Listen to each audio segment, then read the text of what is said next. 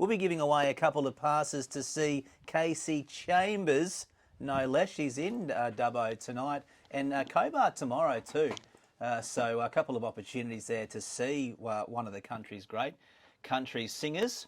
And I've got a couple of tickets here to give away, so stick around for that. But right now, to talk all things council, we welcome Dubbo Mayor Matthew Dickerson. Good morning to you, Mr. Dickerson. It is great to see artists like Casey come out to Dubbo, isn't it? It's fantastic that you've got the range of entertainment in Dubbo that you've got maybe across Australia. That's right. Or you can fly to Sydney and go and see Sir Elton John earlier this week. How was it? Yeah, he's good, 75 years of age, and he's still fantastic. It rained, the rain was bouncing off the piano, the guys are coming up between songs, mopping up the seat and the piano, and Elton just kept playing through it. Even at one stage there, when the rain was coming down off the top of the stage and hitting Elton while he's playing, the stage crew was moving the piano with him sitting on the little mini stage for the piano back, and he's just still playing away, singing away. So yeah, very good. Nothing gets in the way of these rock gods. No. I know the show in Melbourne the night before, or 2 nights before, the legendary Molly Meldrum went up on stage. The pants fell down. Mr. Mayor, was there a similar episode in Sydney? Well, certainly my pants stayed up. Molly Meldrum didn't appear on stage, so that was all good. All right, good to know. Let's talk locally then. Now, there's been lots of reopening of roads in Dubbo region, which is fantastic. But let's talk about this $500 million that like all councils, Dubbo's put their hand up to get a portion of that. Now, I'm going to be chatting to Minister for Regional Roads, Sam Faraway, next hour. He'll be joining us in the studio. But let's talk about Dubbo specifically. Do we know how much we're getting? And will any of the money that we may see from that go to pay for these upgrades we're doing now? So if you go back to the first question there, the amount that we think we'll get, if we base it on a similar calculation, so when we had the announcement before Christmas that Sam said $50 million for roads for regional councils, we put in for that, and they do a calculation based on the length of road in your road network. Out of that 50 million, we got about $955,000. Based on that same calculation, so I've gone and done the numbers on that, the 500 million is broken down, about $280 million of that is going to regional councils, and based on a few other different calculations, I've come up with a figure of about $5.1 million. Now that's not official from the government. We've put in and said, please sir, we'll have as much as we possibly can, but it's probably going to be around that number. And that's a good start, there's no doubt about that. My typical attitude to announcements like that, when I talk to people like Sam, talk to people like our local member Dougal, is I say, thank you very much, we appreciate that, and obviously we'll keep our hand out if there's any more opportunities to gain some funding there. But it's probably one of those things that we are not alone across the state, in fact across the entire eastern seaboard, with the poor state of our roads at the moment. And we can keep putting our hand out to the state government or the federal government saying, please sir, can we have some more? Or we can go and hit our ratepayers and say we're going to put rates up. And I know there are some councils that have already made moves to do special rate variations. One particular council I know is putting a process through, they haven't gone ahead with it definitely yet, but a process through to put up their rates by about 50% over a 3-year time frame. Ouch. Yeah, that's exactly right.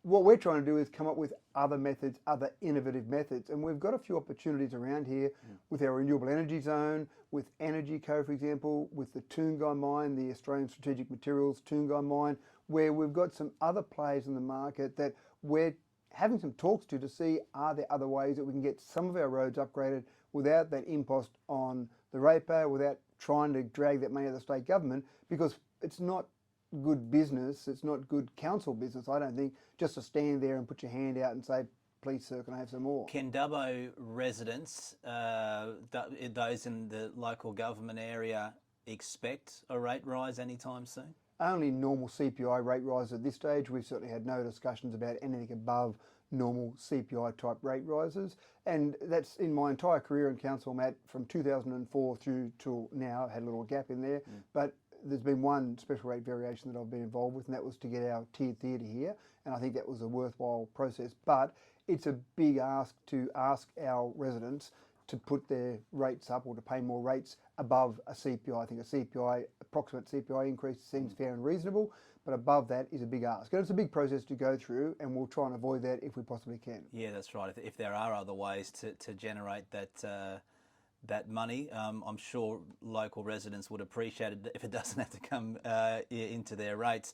Let's talk about the Wellington water. Now, when we last spoke, to get this part from Germany was supposedly mid-March, and click your fingers, it was here a couple of days later. What happened? Well, some of our staff said, I heard Matt Collins talking about it on 2 Surely we can get it fixed sooner than that. Get it moving, that's right. No, it was one of those things that it's about communication with the community. When that part failed and they talked to the manufacturer, that was the initial assessment. And when we talked about it internally, we said, well, it's not our water treatment plant. It's owned by the community. We need to tell the community what's happening, and we'll keep working on trying to come up with other solutions. So that was the initial analysis, and that part is still on order, because what we've got at the moment is a bit of a patched together pump to get it going. So that part, that overall pump, will still come from Germany. So this new part we were talking about still isn't here, but it's just a bit of an interim. That's right. So the staff have been able to cobble together some other bits and pieces and get something up and running. So at least we've got that going as soon as possible. And then there's still that part on order from Germany. That'll still be here in mid-March. That's right. The water is fluoridated though? Correct. So the water at the moment is fluoridated. The staff have done a great job there in putting together something that at least got a pump going so I can keep operating. So there's still fluoride going in the water now, and they'll keep working on that. And again, this is part of what I often talk about, Matt. It's all about that communication, making sure the community knows exactly what's going on, not minute by minute. The reason you elect officials is for them to make the minute by minute decisions, but certainly in those processes, make sure people know what is happening overall. All right, let's turn the page to Dubbo's water supply then. I know we've touched on it, and last time we spoke, it's three and a half years or so that Dubbo's water has been non-fluoridated. Yep.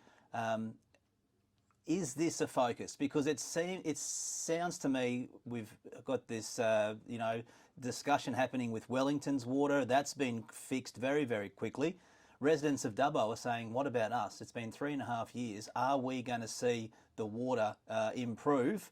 And that's coming from, members of the public are saying they don't drink the water.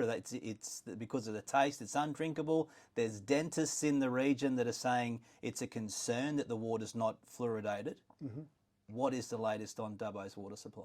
Yeah, so two separate issues there. I'll talk about the fluoridation for a start. So January 2019 was the date when the fluoride dosing system failed at council, and again wasn't on council at that time. I can't understand why. The staff did the right thing. They notified the health authorities, they notified the senior management of council, and from there it just stopped dead for whatever reason. I can't explain why, don't know why. All I know is towards the middle of last year it came across my desk, actually as a complete coincidence. A friend of mine having a coffee with a friend of mine who happened to work in New South Wales Health and made mention of it.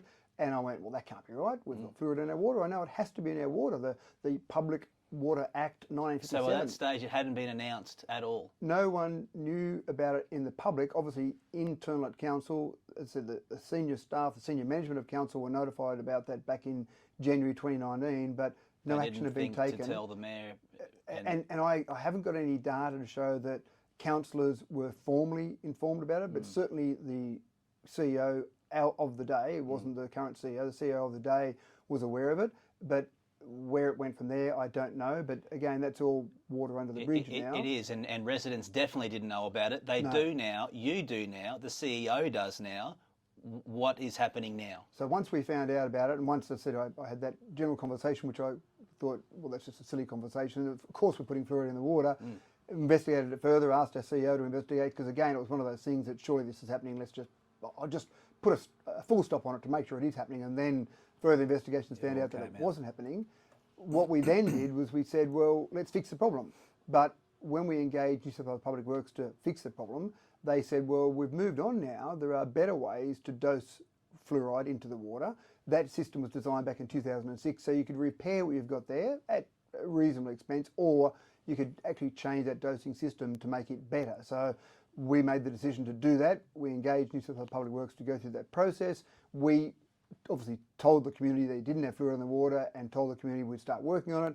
We then told the community by June this year, you'll have fluoride back in the water. Now, when that happens, it'll be approximately 4.5 years. When we get fluoride back in the water, it'll be approximately 4.5 years since fluoride's been in that water, which is a terrible outcome. There'll be some children that have never had fluoride in their water here in Dubbo. That's exactly right, and that to me that is a terrible outcome and a massive failure of the council of the day to not actually do something about that. There are some basics that you expect a council to be able to do. You expect them to be able to pick up your rubbish. You expect them to be able to treat your sewage. You expect when you turn the tap on, you're getting water treated to a standard that is the current standard. And that was a and failure. respectfully too, Mr Mayor, you have known about it for some time. Has it been a big focus for you? Would that be fair to say?